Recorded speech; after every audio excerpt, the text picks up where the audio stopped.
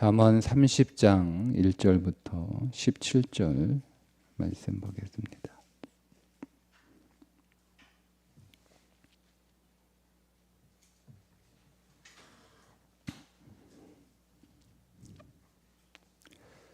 이 말씀은 야게의 아들 아굴의 잠언이니 그가 이디엘 곧 이디엘과 우갈에게 이른 것이니라. 나는 다른 사람에게 비하면 짐승이라. 내게는 사람의 총명이 있지 아니하니라. 나는 지혜를 배우지 못하였고 또 거룩한 자를 아는 지식이 없거니와.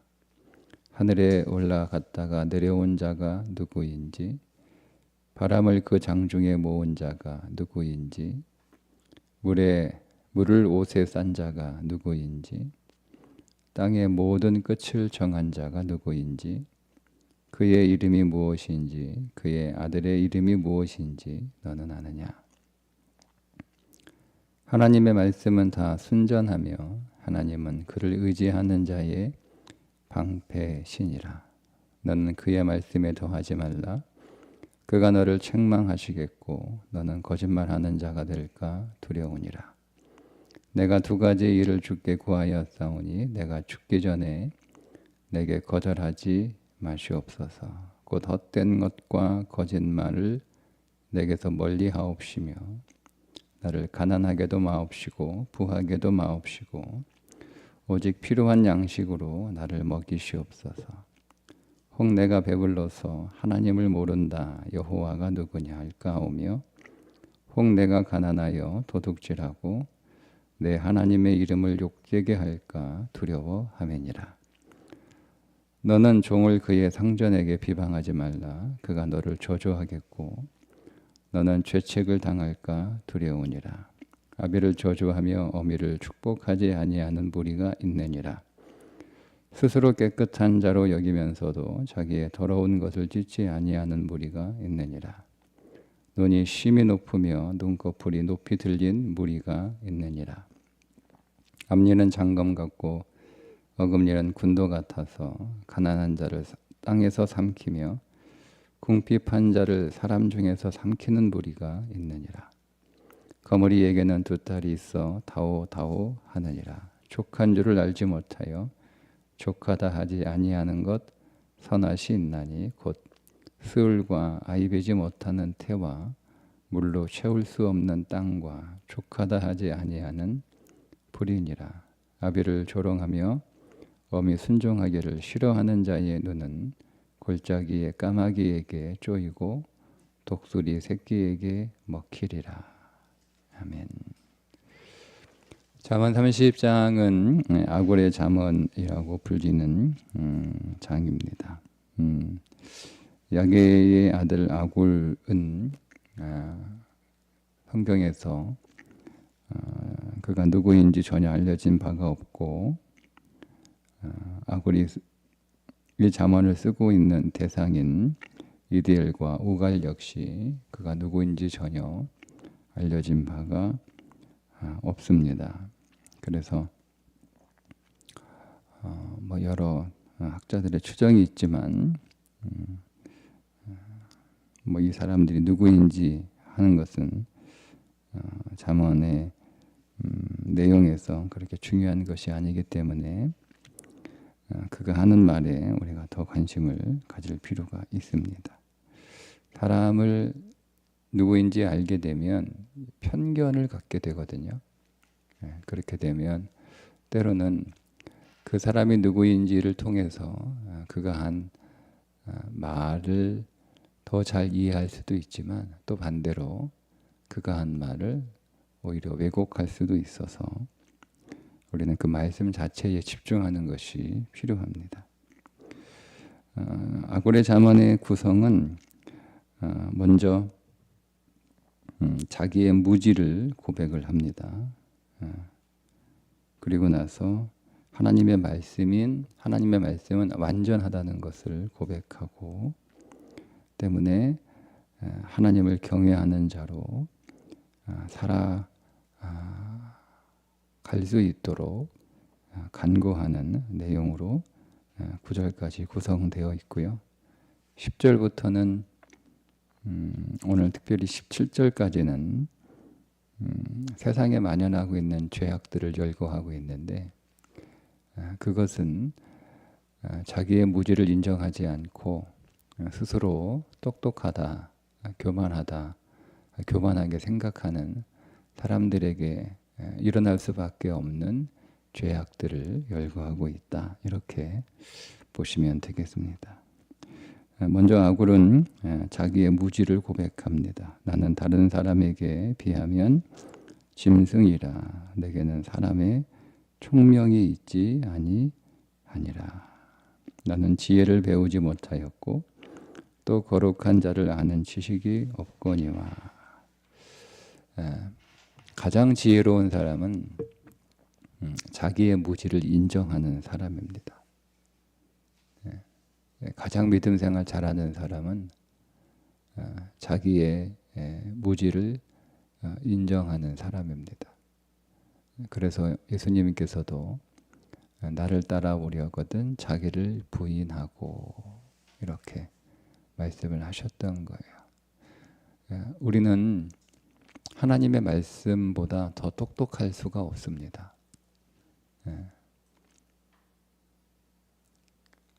지혜는 하나님을 아는 것이거든요. 그래서 4절에 보면 하늘에 올라갔다가 내려온 자가 누구인지, 바람을 그 장중에 모은 자가 누구인지, 물을 옷에 싼 자가 누구인지, 땅의 모든 끝을 정한 자가 누구인지, 그의 이름이 무엇인지, 그의 아들의 이름이 무엇인지 너는 아느냐. 그러니까 이 사람이 말하고 있는 무지는 하나님에 관하여 모른다는 거예요. 그런데 우리가 하나님에 관하여 알지 못하면서 뭔가 다른 사람보다 조금 더 안다고 해서 자신을 스스로 지혜롭다 여기는 것이 어리석다는 거죠. 그렇게 섣불른 지혜를 가지고 있다고 교만한 삶을 살아가게 되면 하나님을 알 수 없어서 결국 그의 인생은 어리석고 미련한 인생이 될 수밖에 없다는 말씀이에요. 그러니까 우리가 하나님의 말씀 앞에 먼저 우리 자신이 무지한 자라고 하는 것을 오늘 아굴은 짐승보다 못하다 이렇게 말할 만큼 자신의 그 무지함을 토로하고 있습니다. 그러니까 우리가 믿음 생활하는 데 있어서 나 자신이 가장 어리석은 자다, 가장 연약한 자다, 이런 믿음의 고백을 통해서 우리가 비로소 하나님을 만날 수 있고 하나님을 체험할 수 있고 그 하나님을 누릴 수 있는 가장 지혜로운 것이다는 것을 역설적으로 이야기하고 있는 구절이기도 합니다. 반면에 하나님의 말씀은 완전하다는 거죠. 5절에 하나님의 말씀은 다 순전하여, 순전하다는 말은 오염되지 않았다 그런 뜻이거든요. 순전하다, 찌꺼기가 없다. 그러니까 하나님의 말씀은 한 자라도 버릴 것이 없고 부족한 것이 없고 하나님의 말씀은 그 자체로 완전하다는 거예요. 그래서 그 하나님의 말씀을 순전한 것으로 여기는 자가 하나님을 의지하게 되고 그렇게 하나님을 의지하게 될 때 하나님이 오늘 우리의 인생에 방패가 되어 주신다는 겁니다. 곧 우리가 하나님을 부르는 자들이 하나님께 피하는 자들이 아니고 하나님의 말씀을 믿는 자들이 하나님께 피하는 자들이다는 거죠. 그러니까 우리가 하나님을 의지하는 것과 말씀을 그러니까 말씀에 순종하는 것을 다르게 생각하고 있는데요. 표현이 다른 거예요. 그러니까 우리가 하나님의 말씀에 순종하지 않으면서 하나님을 의지할 수 없습니다. 그런데 우리의 신앙을 보면 하나님의 말씀에 순종하지 않으면서 하나님을 의지하고 있다고 생각합니다. 그러니까 이게 우리 안에 있는 왜곡된 신앙이에요. 그러니까 우리가 우리 스스로 거짓 진리에 빠져 있는 거죠. 나는 하나님의 말씀에 순종하고 있는 삶을 살지 않으면서 내가 계속 하나님을 부르면, 내가 하나님을 찾으면 하나님을 의지하는 것이라고 착각하는 거예요. 그러면서 나는 하나님 찾고 하나님 불렀는데 하나님 왜 나의 부르짖음에 응답하지 않으셨습니까? 이렇게 하나님께 오히려 불평하고 원망하는 거죠. 그러니까 하나님을 의지하는 것은 하나님의 말씀에 순종하는 거예요. 하나님의 말씀에 순종하는 삶을 살면 굳이 하나님을 부르지 않아도 그 사람은 항상 하나님을 의지하는 삶을 살고 있기 때문에 언제나 하나님의 방패가 되는 그런 삶을 누릴 수 있다는 거예요. 사울 왕이 하나님을 떠난 적이 없습니다. 항상 하나님을 믿는다고 생각했어요. 그런데 사무엘 선지자가 와서 사울 왕에게 뭐라고 얘기하냐면 왕이 여호와의 말씀을 버렸다고 그랬어요. 그러니까 하나님을 버린 적은 없어요. 다만 하나님의 말씀에 순종하지 않았죠. 하나님이 아말렉을 진멸하라 이렇게 명령을 하셨는데 아말렉의 왕 아각을 살려두고 절지품들을 챙겼습니다. 하나님의 말씀에 순종하지 않은 거예요. 그러면서 하는 말이 뭐냐면 하나님한테 제사 드리려고 한 거다. 하나님의 제사 드릴 좋은 제물을 내가 따로 챙긴 거다. 나를 위해서 챙긴 게 아니고 하나님께 드리려고 챙긴 거다. 이렇게 얘기를 하잖아요. 자, 그 말이 진심이라고 하더라도 그 말이 설사 진심일 일은 없겠지만 진심일 수 있잖아요. 진심일 수. 근데 그거를 진심이라고 하더라도 하나님을 버린 거예요. 하나님을 떠난 거예요. 그래서 하나님도 왕을 버렸다. 이렇게 말씀을 하세요. 그러니까 하나님은 예배하지 않아서 예물을 드리지 않아서 버린 게 아니고 하나님의 말씀에 순종하지 않았기 때문에 버렸다는 겁니다. 그러니까 우리가 하나님을 경외하고 하나님을 의지한다라고 하는 것은 하나님의 말씀에 순종하는 거예요. 그러니까 우리는 하나님의 말씀을 대하는 태도가 오늘 이 아굴과 같아야 돼요. 그러니까 성경책이 책이 아니고 그것을 하나님으로 여기는 거죠. 이 성경책에 기록된 하나님의 말씀이 하나님인 거예요. 그러니까 하나님을 잘 믿는 건 예배를 잘 드리는 거 아니라 그게 우상 숭배인 거예요. 하나님을 우상으로 섬기는 거죠. 무슨 얘기냐면 하나님을 우상과 동급으로 만드는 거예요. 그게 십계명 두 번째 계명입니다. 하나님을 우상과 동급으로 만들어서 하나님을 우상 취급하지 마라. 그러니까 우리의 신앙이 그럴 수 있는 거예요. 나는 하나님 앞에 예배도 잘하고 헌신도 잘하고 또 잘 바쳤는데 하나님을 우상 취급한 거죠. 우상 취급한 거죠. 그게 말씀에 순종하지 않으면서 종교 행위만 열심히 한 거예요. 근데 그건 하나님을 믿는 것도 아니고 하나님을 경외하는 것도 아니고 하나님을 의지하는 것도 아니다는 거예요. 그러니까 우리가 하나님의 말씀을 대하는 태도가 하나님을 믿는 믿음의 상태라는 것을 우리는 먼저 깨달아야 되는 거예요. 그러니까 우리의 종교 행위, 우리의 경건 행위를 통해서 내가 하나님을 어떻게 대하고 있는가를 보기보다는 기본적으로 내가 하나님의 말씀을 대하는 태도를 통해서 내게 하나님은 어떤 분인가가 드러난다는 것을 아는 것, 그게 지혜라는 겁니다. 그래서 6절에 너는 그의 말씀에 더하지 말라. 그가 너를 책망하겠고 그는 거짓말하는 자가 될까 두려우니라. 그러니까 하나님의 말씀은 완전하기 때문에 뺄 것도 없고 더할 것도 없고, 그 자체로, 즉 하나님의 말씀에 완전히 순종해야 되는 거지. 거기에 뭐 적당히 순종하는 것도 없고, 그러니까 99%의 순종은 없는 거예요. 0 아니면 100입니다. 하나님의 말씀을 순종하는 삶은. 근데 그거를 이제 우리가 살아가지 못하니까 그리스도가 그 말씀을 우리에게 성취하셔서 우리에게 율법의 의를 주신 거잖아요. 그게 믿음이에요.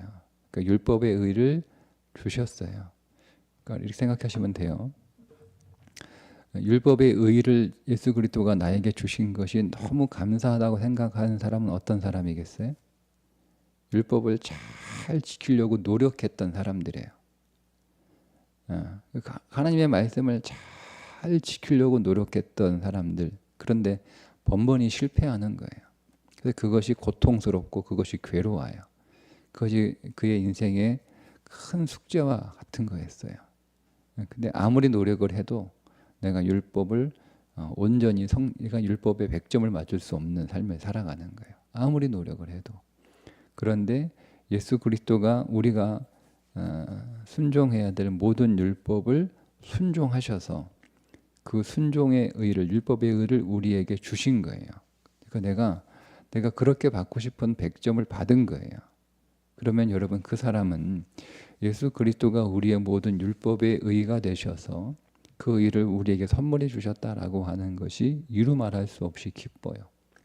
그런데 그 율법에 순종하는 삶에 대하여 크게 관심이 없는 사람은 예수 그리스도가 오늘 우리에게 율법의 의가 되셨다라고 하는 그 말씀이 아무런 감동도 없어요. 그게 뭔데라는, 그게 뭔데? 그게 뭔데라는 거예요. 그러면서 여전히 되지도 않는 율법 조금 몇 개 지켰다고 교만하고 자만하고 의시되고, 내가 잘하는 것 못하는 사람들을 무시하고 경멸하고 험담하고 판단하는 이 짓을 하는 거예요. 그러니까 이게 어리석은 거죠.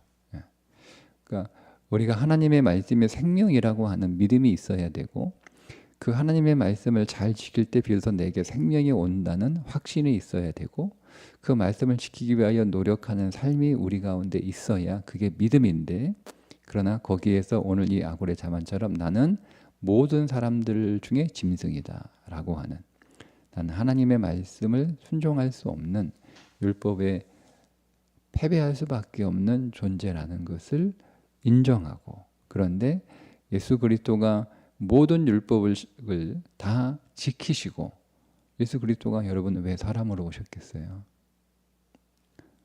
율법을 다 하나도 남김없이 다 순종하시기 위하여 오신 거예요. 그분은 사람의 몸으로 입고 오셔서 모든 율법을 다 성취하셨어요. 그리고 그것을 십자가에서 우리에게 선물로 주신 거예요. 내가 받은 은혜 선물이 뭐냐? 많아요. 그냥 퉁쳐가지고 선물 받았어. 여러분, 이러면 우리의 신앙에는 아무런 능력도 없어요. 그 말은 뭔가를 받았다고는 하는데 뭘 받았는지 모르는 거예요. 그래서 줬다고 하니까 그래, 받았어 라는 거죠. 우리가 그런 수 있잖아요. 인간관계 안에서 아내가 나한테 뭘 잘했는지 몰라요. 근데 자꾸 아내가 뭐 해줬다고 그러니까 귀찮아가지고 그래서 내가 받았다고 할게 이렇게 말하는 거하고 똑같은 거예요. 근데 본인은 안 받은 거잖아요. 그러니까 우리가 예수 그리스도가 우리에게 은혜를 주셨다, 내가 은혜 받았어요, 주님의 은혜예요 라고 말하는 거, 그냥 우리는 단순히 우리 일상에서 뭔가 내일에 내게 좋은 일이 일어나고 어려운 일이 쉽게 해결되고 그런 것을 그냥 은혜 받았다라 생각하는데요. 그러니까 우리 안에 능력이 없는 거예요. 그러니까 주님이 우리에게 정작 주시고 싶어하는 게 뭐죠? 그게 생명을 주신 것이고, 우리의 죄를 용서해 주신 것이고, 우리의 모든 사망을 해결해 주신 것이고, 율법을 우리에게 성취하셔서 율법의 의를 내게 주신 것이고, 그러니까 그분이 우리에게 주신 선물의 항목들이 무엇인지를 여러분 자세히 아셔야 되는 거예요. 그 자세히 아셔야, 그래야 우리가 그리스도를 풍성히 누릴 수 있는 거예요. 그걸 자세히 알기 위해서는요, 우리 안에 씨름이 있어야 되는 거예요. 내가 죄와 씨름하는 게 있어야 돼요. 죄와 씨름하지 않는 사람이 또 용서했다라고 하는 그 말씀에 무슨 감동이 되겠어요? 그게 뭔데요? 그게 뭔데? 예, 그러니까 내가 죄와 치열하게 싸우고 죄와 분투하는, 죄와 씨름하는 삶을 살았던 자들이 죄를 이길 수 없으니까. 그 사도 바울이 로마서 7장에서 죄와 정말 씨름하잖아요. 오호라 나는 공고한 자로다. 누가 이 사망에서 나를 건져내랴라고 탄식할 만큼 그렇게 죄와 씨름하잖아요. 그때 예수 그리스도의 모든 구속의 은혜가 그에게 복음이 되는 거예요. 그게 복음이 돼요. 뭐가 복음이죠? 여러분들에게? 여러분 뭐가 복음입니까? 우리는 그냥 돈 조금 더 버는 게 그게 복음인가요? 예. 그러면 여러분, 우리보다 더 부자인 사람들은요, 예수가 없어도 복음의 삶을 살아가고 있잖아요. 네, 그건 복음이 아니에요. 그래서 복음은 예수 그리스도를 정말 제대로 아는 사람은 그분이 우리에게 선물로 주신 것들을 얻기 위하여 정말 부투했던 삶을 살아가던 사람들이에요. 그러니까 죄와 씨름했던 사람이 내가 영원히 죄에서 해방되었다라고 하는 그 진리가 복음이고, 그 복음을 받았으니 이루 말할 수 없이 감사하는 것이고, 그 내가 헤아릴 수 없는 그 선물을 받았으니 당연히 예수 그리스도를 위하여 사는 삶이 당연히 나오는 거예요. 당연히. 네. 제가 은혜를 그렇게 한번 오후 예배 때 잠깐 말씀을 드린 적이 있는데, 사도 바울이 은혜를 얘기했던 시대의 은혜는요, 그냥 받고 고맙다 이렇게 하는 게 아니에요. 그 당시 왕들이 백성들에게 은혜를 베풀어요. 큰 엄청난, 예를 들면 그 도시에 엄청난 극장을 하나 만들어줘요. 그게 국가 돈으로 하는 게 아니에요. 왕 개인 돈으로 하는 거예요.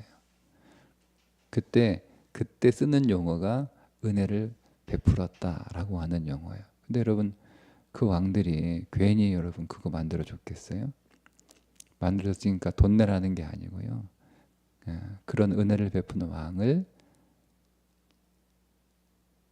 존경하고 칭송하고, 그리고 그 왕의 어떤 정책에 동의하고, 이런 거예요. 이런 걸 기대하고 주는 거예요. 그게 은혜의 개념이라는 거죠. 그러니까 예수 그리스도가 오늘 우리에게 이런 구속의 은혜를 베풀어 주셨으면 고맙네 하고 그냥 입 딱 닦는 게 아니고, 그 은혜를 베푸신 주님을 찬송하고, 그분을 높이고 그분을 자랑하고, 그리고 그분의 뜻에 줄을 서는 거예요. 그러니까 정치적인 줄을, 로마 시대의 귀족들이 그런 은혜를 베풀거든요. 왜 베풀겠어요? 자기의 정치적인 노선을 따라오라는 거예요. 거기에 동의하고 그걸 지지하라는 거거든요. 지어줬으니까 돈 내라는 게 아니고, 그러니까 우리가 예수 그리스도의 그 길을 따라가라고 은혜를 베푸신 거죠. 그러니까 그런 삶을 살아가게 돼 있는 거예요. 자연스럽게. 사망과 씨름해 본 사람이 모든 사망에서 우리를 건져 주셨다는 그 예수 그리스도의 그 생명의 역사가 우리에게 복음이 되는 것이고, 그걸 우리가 들었을 때 그 안에서 우리는 감사함으로 그분을 찬송하는 거죠. 그게 믿음이에요. 그게 믿음. 그러니까 말씀에 순종하고 그 말씀을 따라가는 것이 그게 믿음이고, 그게 하나님을 의지하는 거고, 그게 하나님을 경외하는 거고, 심지어 그것이 하나님을 예배하는 거다라는 거예요. 이게 아골이 지금 말하고 있는 겁니다.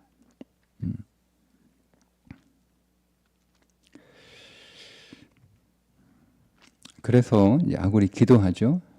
하나님, 내가 하나님의 말씀에 순종하는 삶을 살기 위해서 구해야 될 게 두 가지가 있는 거예요.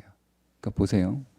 아굴은 뭘 구하냐면 하나님의 말씀에 순종하는 삶을 구하는 건데, 그 순종하는 삶을 순종을 잘할 수 있도록 필요한 것이 우리에게 두 가지가 있다. 하나는 뭐냐면 헛된 것과 거짓말을 하지 않는 거예요.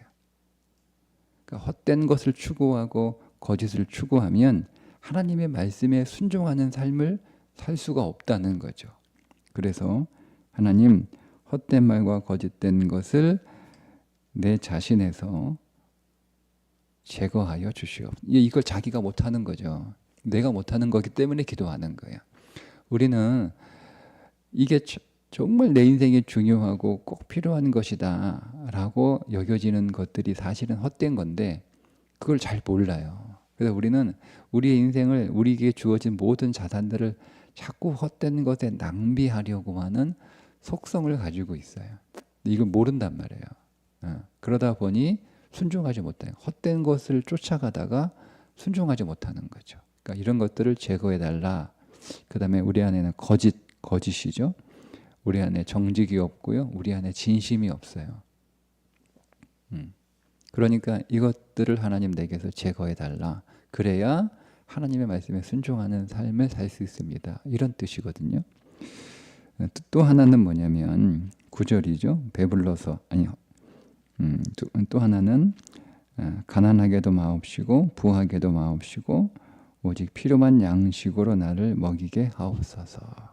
가난하거나 부하게 되면 내가 하나님의 말씀에 순종할 수가 없는 거예요. 부자는 왜 말씀에 순종하지 없습니까? 9절에 보니까 배불러서 하나님을 모른다. 여호와가 누구냐? 이렇게 나오기 때문에 하나님의 말씀에 순종할 수가 없어요. 부자들은요, 하나님이 필요하지 않아요. 그러니까 하나님의 덕을 볼 일이 없어요. 그러니까 하나님 안 믿죠. 돈 부자만을 말하는 건 아니에요. 모든 것의 부자를 말하는 거예요. 특별히 이제 돈 부자들은 더 그렇겠죠. 여실히 드러나는 거니까. 자, 그렇다고 해서 가난하면 하나님 잘 믿냐? 그렇지도 않아요. 가난하면 도둑질하고 내가 하나님의 이름을 욕되게 할까 두려워하매니라. 가난 앞에 장사 없어요. 그러니까 이 아굴은 하나님 앞에 내가 하나님의 말씀에 순종하는 삶을 살아가는 일에 있어서 방해가 되는 것이 있는데 내가 부자이거나 가난한 자가 되면 내가 하나님 말씀에 순종하지 않는 삶을 살아갈 터이니 나로 그냥 내일 먹을 양식, 내가 먹을 양식, 그거 먹을 양식이 있으면 내가 하나님을 배불러서 하나님이 누구냐 할 필요도 없고 또 내가 배고파서 내가 범죄하지 않아도 되고. 그러니까 하나님, 우리 인생에서 하나님을 순종하는 삶이 얼마나 중요한 삶인지를 잠언이 말하고 있습니다. 자, 그렇게 하나님을 경외하는, 즉 하나님의 말씀에 순종하지 않는 삶을 살아갈 때 우리는 어떤 인생이 되느냐. 그게 10절부터 계속 나오고 있는 말씀이에요. 10절은 하나님 말씀에 순종하지 않는 삶을 살면 비방하는 삶을 산다는 거예요. 비방한다.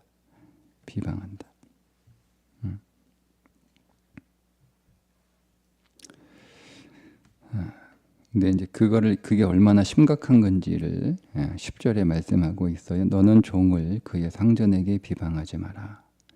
그러니까 종이 보니까 문제가 있어요. 근데 이걸 그 상전이 모르는 것 같아. 그러니까 상전한테 가서 이 종이 이러이러한 문제가 있다는 것을 고발하는 거예요. 그거 하지 말라는 거죠. 왜냐하면 그게 비방이니까 잘못 보고 말할 수도 있는 거잖아요. 그리고 설사 그렇다 하더라도 그러면 그가 너를 저주하겠고. 이게 왜 무슨 말이냐면 고대 근동에서는요, 종은 주인에게 자신에 관하여 해망할 수 있는 힘이 없어요. 사실은 그게 아니에요라고 말할 수가 없다는 거예요. 말해도 먹히지도 않아요. 그게 종의 신분이에요. 그러니까 누가 와가지고 종에 관하여 이렇게 저렇게 얘기를 해버리면 그냥 그것으로 끝나는 거예요. 그러니까 여러분 종 입장에서는 얼마나 억울하겠어요. 우리가 우리나라 뭐 역사물 보더라도 그렇잖아요. 종은 아무런 힘도 없잖아요. 심지어 그 종의 말은 아무도 믿지 않아요. 들어주지도 않아요. 그러니까 그런 시대였단 말이에요. 자, 그런데 괜히 이 종을 상전한테 비방하면 상전이 그 얘기 듣고 이 종을 억울하게 다룰 수 있으니까 그렇게 하면 이제 그 종이 우리를 저주한다는 거잖아요. 근데 그 종을 누가 돌보냐? 하나님이 돌보신다는 거예요. 그러니까 종은 방어 수단이 하나도 없기 때문에 하나님은 인자와 긍휼이 크셔서 그 종의 방어자가 되시는 거예요. 그러면 이 종을 헛되게 비방한 자를 누가 심판하는 거예요? 하나님이 심판하는 거예요. 그래서 너는 죄책을 당할까 두려우니라 이렇게 얘기하고 있는 거죠. 그래서 여러분 비방하는 삶이 하나님을 순종하지 않는 삶의 결과라는 것을 그게 그냥 우리의 습관이고 우리의 성향이라고 생각하시면 안 돼요. 자, 11절은 불효입니다. 불효. 하나님께 순종하지 않는 자가 불효자라는 거죠. 그래서 아벨을 저주하며 어미를 축복하지 않은 무리가 이런 무리가 있다. 이게 이런 무리가 있다. 나만 그런 게 아니고 다 그렇다는 거예요. 근데 이게 얼마나 중요한 거지. 17절에 한 번 더 강조합니다. 아벨을 조롱하며 어미 순종하기를 싫어하는 자의 눈은 골짜기에 까마귀에게 쪼이고 독수리 새끼에게 먹히리라 라고 할 만큼 부모 순종이 왜 중요한가요? 우리나라가 뭐 유교 전통이기 때문에 우리는 이 말씀을 잘 반감 없이 받아들이는데 부모는 하나님의 대리자입니다. 그러니까 눈에 보이는 부모에게 순종할 때 보이지 않는 하나님께도 순종할 수 있기 때문에 그렇습니다. 우리에게는 항상 좋은 부모만 있는 것이 아니고 항상 내가 이해하고 용납할 수 있는 부모가 있는 건 아니잖아요. 때로는 나쁜 부모도 있고 때로는 내가 이해할 수 없는 부모도 있고 부모도 다 실수하고 실패하잖아요. 그럼에도 불구하고 부모이기 때문에 그 부모를 존중하고 존경할 수 있는 삶을 살아가는 자는 우리가 하나님을 다 이해할 수 있나요? 그렇지 않죠. 그러니까 하나님을 이해할 수 없어도 하나님이 이해가 되지 않는 상황에서도 하나님의 섭리와 주권을 믿고 순종하는 삶을 살아갈 수 있는 거예요. 그래서 효도가 신앙과 연결되기 때문에 말씀하는 것이 우리나라가 유교 전통이기 때문에 이 말씀을 그 선상에서 이해하는 것은 아닙니다. 세 번째는 어리석은 자죠. 우매한 자, 스스로 깨끗한 자로 여기면서도 자기의 더러운 것을 씻지 아니하는 무리가 있다. 그러니까 겉모습은 여러분 깨끗해요. 네. 저도 뭐 보지는 못했는데 오래전에 어느 교회에 있을 때 그 외모는 그 나이가 참 많은데도 정말 잘 꾸미고 다녀요. 근데 같이 사역했던 신방 전도사가 그 집에 신방하러 갔는데 완전히 그 집은 쓰레기장이라는 거예요. 그러니까 여러분 이 말씀은 뭐냐면 우리의 겉모습은 잘 치장하는데 우리의 내면은 깨끗하게 관리하지 않는 것이 어리석다는 겁니다. 그러니까 겉사람은 깨끗한데 속사람은 추한 거잖아요. 그게 어리석다는 거예요. 그게 하나님의 말씀에 순종하지 않는 결과라는 겁니다. 13절 교만한 거죠. 눈이 심히 높으며 눈꺼풀이 높이 들린 무리, 이런 무리가 있다는 거예요. 교만합니다. 하나님 말씀에 순종하지 않으면 교만한 삶을 살아갑니다. 14절 앞니는 장검 같고 어금니는 군도 같아서 가난한 자를 땅에서 삼키며 궁핍한 자를 사람 중에서 삼키는 무리가 있다. 그러니까 약한 사람 학대하고 착취하고 치부하는 탐욕의 삶을 살아가는 거죠. 압제하는 삶을 살아가는 거예요. 이게 하나님의 말씀에 순종하지 않는 삶의 결과로 나옵니다. 15절은 탐욕인데요. 거머리에게는 두 딸이 있어 다오다오 하느니라. 거머리에게는 두 딸은 두 깔판, 그거 빨판이겠죠? 그 빨판으로 계속 피를 빨아먹어도 충분히 거머리 물려보셨잖아요. 내 다리에 붙어가지고 피 잔뜩 빨아먹어서 텅텅 부어올라서 떨어질 줄 모르고 계속 붙어있는 그 거머리처럼 인간의 탐욕이 그러하다는 거예요. 족한 줄로 알지 못하고 족하다 하지 아니하는 것 서너시 있다. 스올과 악이 배지 못하는 태와 물로 채울 수 없는 땅과 주까지 아니하던 불이다라는 거죠. 그러니까 이와 같은 삶을 살아가는 거예요. 탐욕스러운 삶은. 이렇게 7가지 정도인 것 같은데 7가지. 네. 하나님의 말씀에 순종하지 않는 삶은 이런 7가지의 죄악들이 나타나는 삶을 살아갈 수밖에 없다. 이렇게 오늘 아굴이 말씀하고 있습니다. 믿음은 하나님의 말씀을 점점 신뢰하는 거예요. 그러니까 내가 믿음이 성장했다라고 하는 것은요, 종교 행위를 더 열심히 잘하는 게 아니고 내가 믿음이 더 성장하고 있다라는 하나님의 말씀을 점점 더 신뢰해 가는 거예요. 아, 그 말씀이 진리구나. 그 말씀대로 살아야 되는구나. 그 말씀대로 살 때 정말 내 인생이 행복하는 것이고 내가 잘 사는 것이구나. 이것을 점점 깨달아가는 거예요. 그게 신앙생활 잘하는 거예요. 그게 믿음이 성장하는 거예요. 그게 그의 영이 강해지는 거예요. 그래서 그 하나님 말씀에 점점 더 순종하는 삶을 살아갈 때 내가 율법의 의는 이미 얻었기 때문에 율법 안에서 우리는 의롭다 인정을 받은 사람이에요. 그 믿음 안에서 이제는 내게 주신 그 하나님의 말씀을 점점점 순종하는 삶을 우리가 살아갈 때 우리의 믿음이 성장하는 것이고 우리의 영이 더 강해지는 것이고 내 삶에 내 인생이 더 생명으로 채워지는 것, 그것을 깨닫는 것이 잠언입니다. 오늘도 주신 하나님의 말씀, 그 말씀을 내 생명과 진리로 여기고 그 말씀을 진리 안에서 생명으로 깨닫고 그 말씀을 더 좇아 행하는 믿음의 날이 되시기를 주님의 이름으로 축복합니다. 기도하겠습니다. 하나님 아버지, 오늘 우리에게 주신 이 놀라운 하나님의 말씀이 우리에게 생명인 것을 더 깨닫게 하여 주시고 오늘도 그 말씀을 더 순종하는 삶으로 전진하는 하루가 되게 하여 주옵소서. 예수님의 이름으로 기도합니다. 아멘.